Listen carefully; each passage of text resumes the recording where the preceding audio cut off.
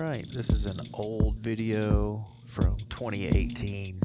I was looking at my computer and saw that I had no space left, and I was like, let's figure that out. And it turns out I just have an entire, I don't know how long, worth of stuff that I could edit down, so that's what I'm doing. Hope you enjoy it. This is all old stuff. I don't have the Ferris anymore. I don't have some of these yards anymore. Some of these yards I don't even recognize, so that's how long ago it was. I don't have these uniforms anymore, so this is old stuff. So enjoy. You know, the thing about those little delays like that, man, it's like if you've ever had worse, you know how good you got it. I had an issue about a month ago. It's a few weeks ago, where a spindle had broken. Went to change it, and the pulley wouldn't slide off of the spindle shaft. And sure enough, it was just dead, seized on there. Soaked it in penetrating fluid for like 3 days. The thing wouldn't come off. The part that I needed, the one part was supposedly on back order. Spent 3 days, called about 30 different people, and eventually I got the one single person who got up, went to the back over at Ferris, or went to the parts department over at Ferris, moved some stuff around, and guess what was there? After 3 days of not being able to work. Man, that was the most frustrating thing. And quite frankly, it spoiled me on Ferris. You know, whenever I'm in the market for a 36 smaller mower, and dude, quite frankly, it's not going to be a Ferris. You know, just after that experience alone, you know, you go to the dealer, you tell them what the problem is, and everyone's shrugging their shoulder. You know, I had to suggest, hey, well, can we take it off of one of these other mowers? And of course, those didn't fit. I said, what options do we have? He says, you can call your dealer. And I said, okay, why don't you call them? Yeah, you have to call them. You have to call your dealer. You have to call the manufacturer, I mean. And then you talk to the manufacturer, and the manufacturer says you have to call the dealer. And neither one of them wanted to talk to the other. So that puts me, like I said, I mean, like, what am I supposed to do? Like, you're supposed to have all the information, not me, you know? And if you two are not going to talk to each other, I mean, you're literally screwing over your client. And here we are spending $10,000 on a lawnmower. I'm sorry, you're not getting another $10,000. You're not getting another $8,000. You're not going to get another $4,000, you know? Sorry, if that's the way things are gonna go when you have a significant issue, like, no one's gonna make any effort. I mean, it's a shame, dude. But like I say, I got really lucky and found one dude who had like a work ethic over at Ferris, between the dealer and the manufacturer, who got up and just looked. So anyway, all that said to say, if you've ever had things go really wrong, you know how lucky you are when something small goes wrong. Because this, I mean, literally, the hose, I guess, was just jerked out of the little sockets that it goes onto. I don't know what the phrase is, but the fittings, and lost some oil. Now I got to get more oil. You know, definitely don't want to run it without any oil in it. Thankfully, I had just loaded it, turned it off, and then was about to strap it up when I saw the big stream of not black, but oil coming out. And I just changed the oil something like two or 3 days ago. Changed the oil, all the filter, I mean, everything that it needed. But yeah, I was gonna go down to my guy, get some oil, and get to mowing some yards, man. That's just the way it goes sometimes. But like I say, could have been a lot cars. Here in a minute, I will flip over to some mowing and we'll get some sick footage for you guys. See ya.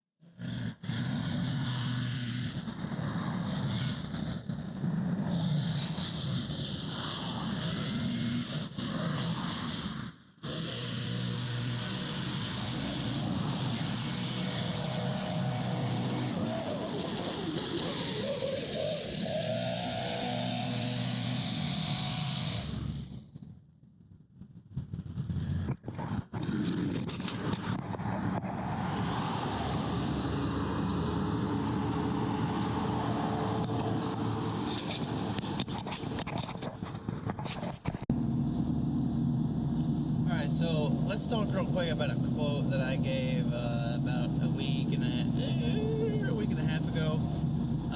And I'm sure they got quotes from a lot of other companies, but I went out there and this guy, his house is basically on a hill that it qualifies as a wall, like a straight up and down wall. No chance. There's no way that you could get a big mower on there, so you got to trim it. Can't even get a push mower on this thing, more than likely.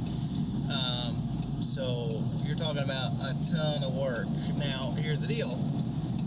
If it was all flat and I could put the 52-inch on it, I could have it done in 15 minutes.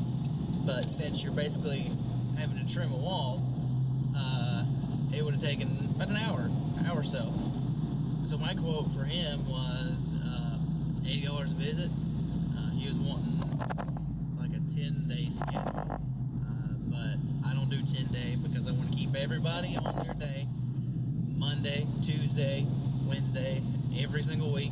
So it's either 7 or 14 day schedule.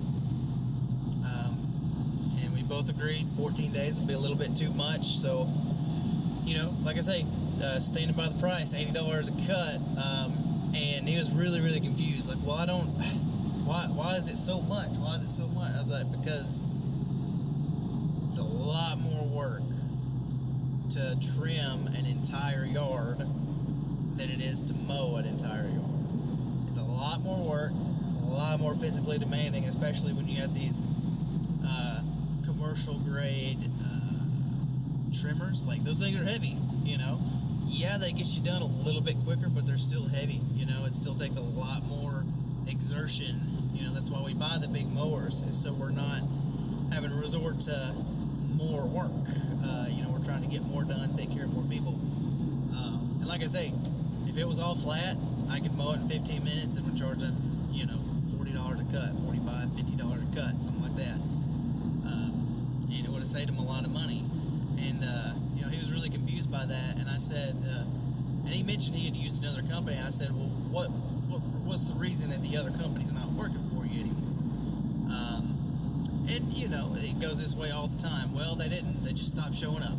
And we never heard from them. We couldn't get in touch with them. I said, I'm willing to bet you $320, which is the monthly rate.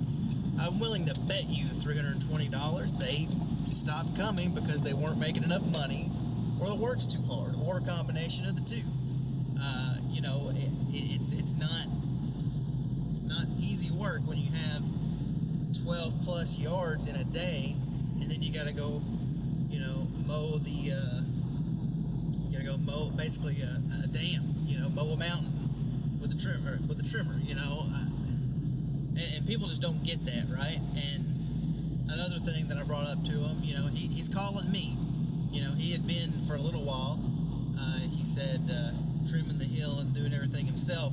I'm like, you know how hard it is. You're getting in touch with me because you either don't have the time or it's just really physically demanding.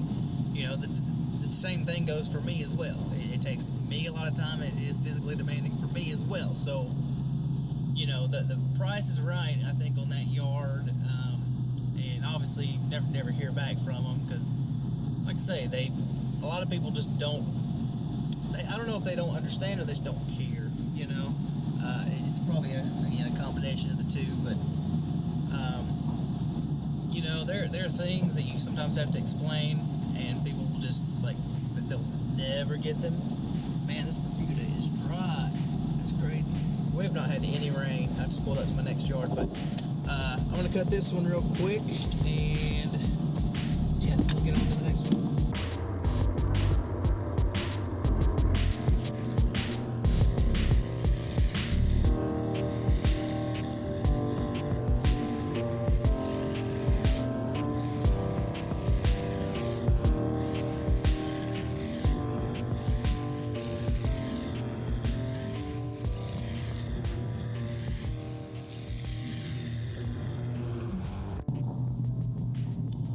So as you can see from that last yard, been really dry lately. Very fortunate though, because we've not had to skip any yards. I mean, they're still growing, and we're cutting a lot of yards weekly, and you know, that yard was a bi-weekly yard, and very fortunate to not have to skip anything this year. I think I've skipped one yard one time this season, which is insane to think about because, you know, the last two seasons around this time when it was dry, I mean, forget it, you know, like you literally, if you went out there 2 weeks after cutting it, looked the exact same. No matter how high you were cutting, no matter how short you were cutting, you know. And now this year, it's the exact opposite. Like, you cut it and the conditions are right for it to grow 6 inches, it's just growing 6 inches, whether you cut it down to 2 inches or 3 inches, you know. That's something that I try to tell a lot of my clients, right? They think that a lot of people will say, hey, can you cut it shorter? Can you cut it shorter? Can you cut it shorter? And my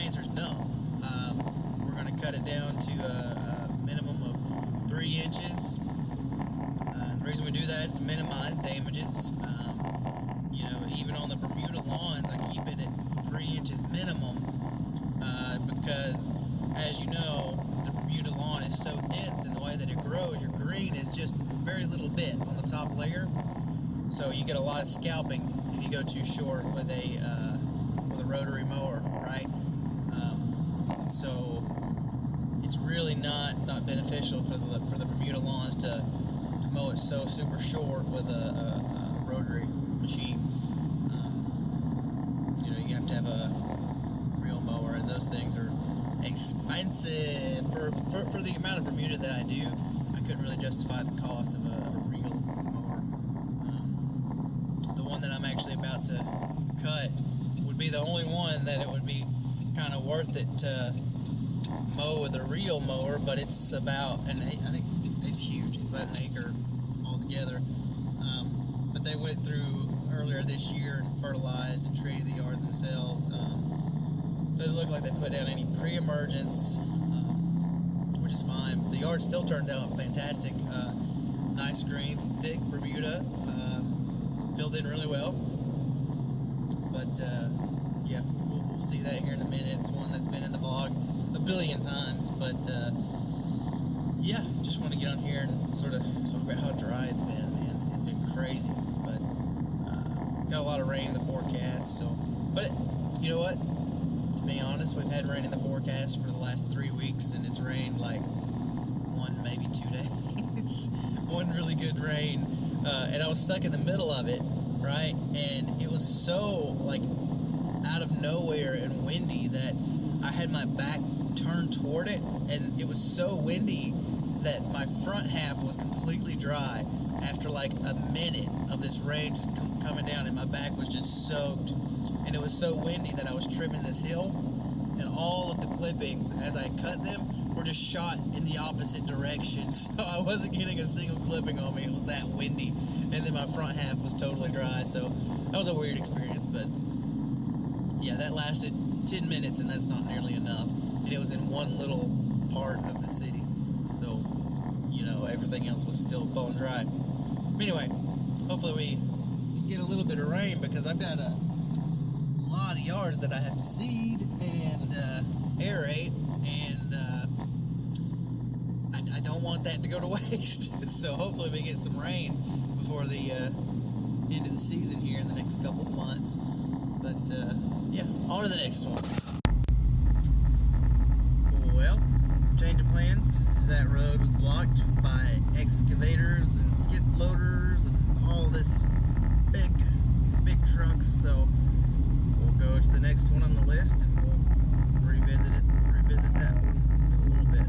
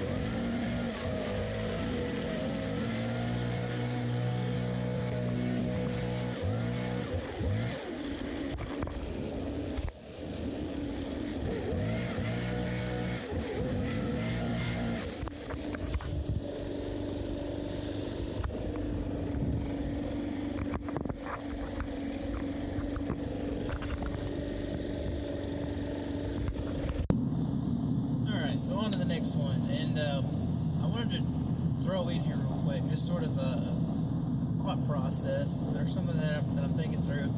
Like, what do you do with customers that have trust issues, right? Leave me a comment. Let me know what you guys do. But here's my situation. There was a guy that he's next to one of my clients. He has a big empty lot, and we worked together on getting him a price. And the entire time we were talking, he was like,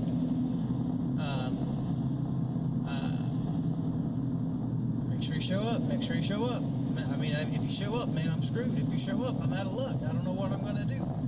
And he had gotten a price from another guy, and they agreed as well. And before he walked away from me, he says, "Make sure you get here because he said he's gonna be here tomorrow too." I said, "Whoa, whoa, whoa, sir! You need to call him, and you need to say, hey, I've got someone. Don't come."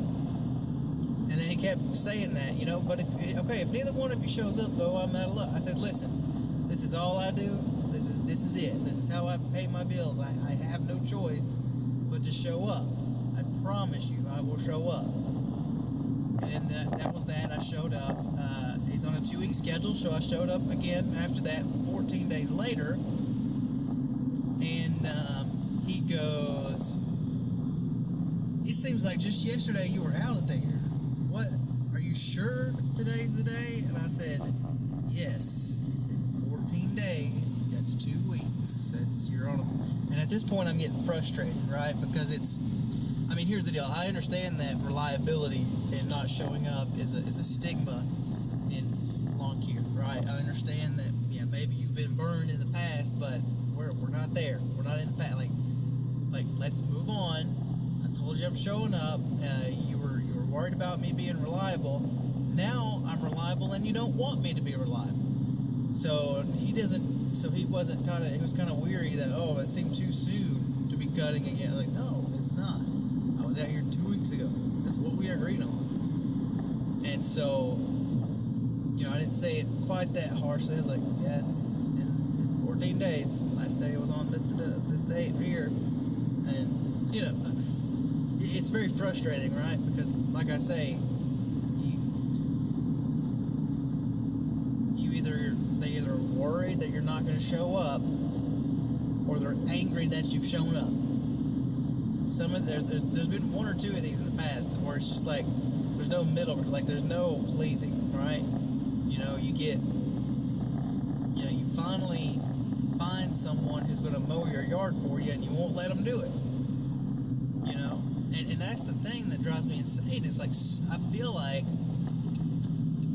between that and customers, like, okay, so there's this thing where they literally don't want you to be reliable.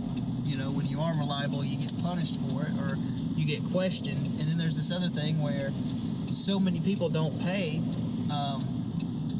and when someone doesn't pay you for your work, you have no obligation to tell them, right, that you're not coming anymore, right?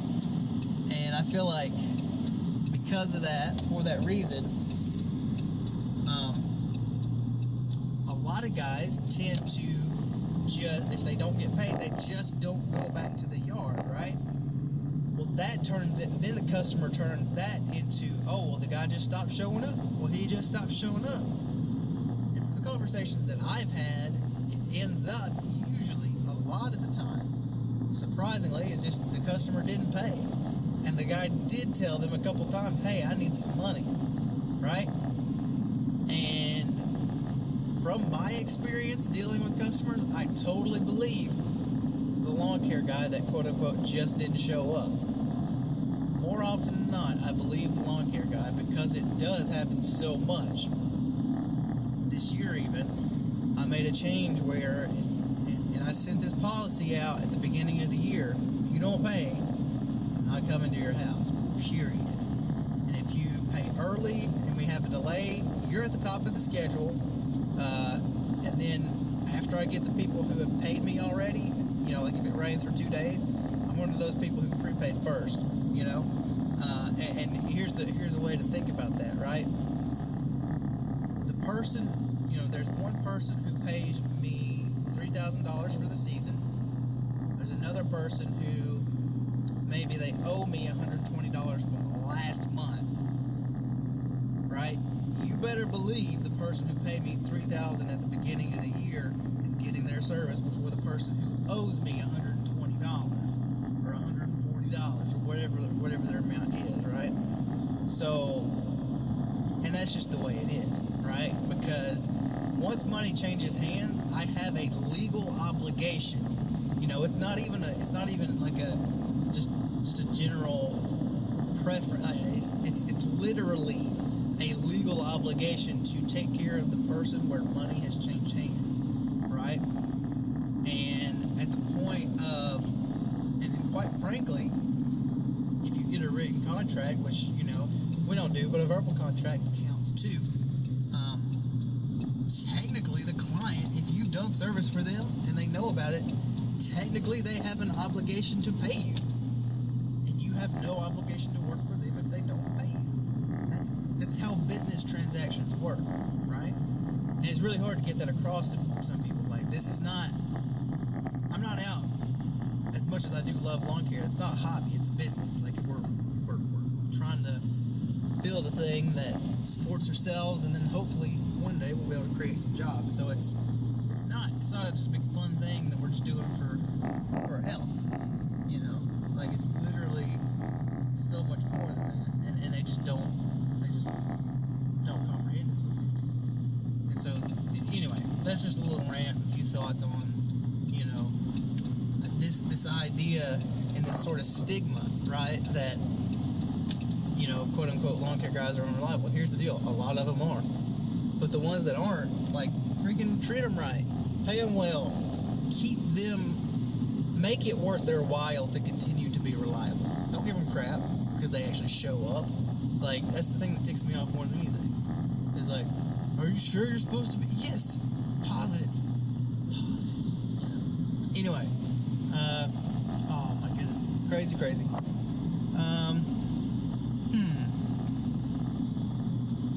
Okay. Sorry, I just pulled up to this yard and the customers added a fence in, which is another thing that we'll have to talk about, which is when people add obstacles in the yard, and then you got to make changes to their price because that takes a lot longer to work around. All right, well, let's get on to this one.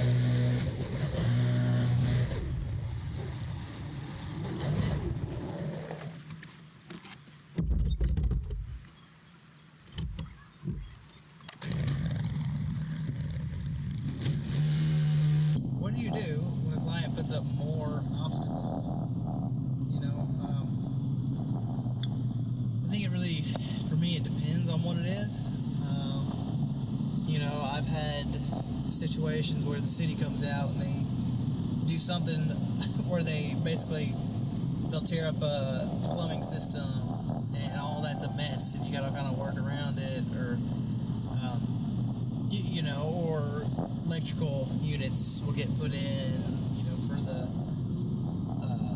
rest of the subdivision, whatever, those big boxes will go and get put in, and you know, those kind of situations I wouldn't really charge because it's not that big of a deal. But when it's a chain link fence, you know, those things are not too hard, but they're obviously, you know, you can't trim them like everything else. You got to be a little bit more careful because they just eat through your trimmer line.